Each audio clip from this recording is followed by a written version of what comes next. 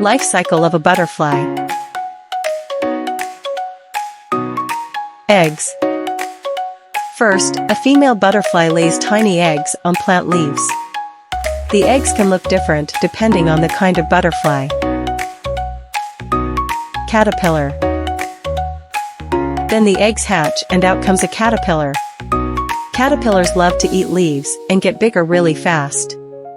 They have multiple body segments, 6 true legs near the front, and usually several pairs of tiny leg-like things along their belly.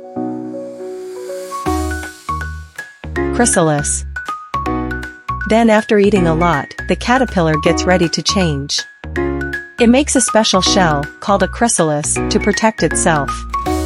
Inside the chrysalis, the caterpillar turns into a beautiful butterfly.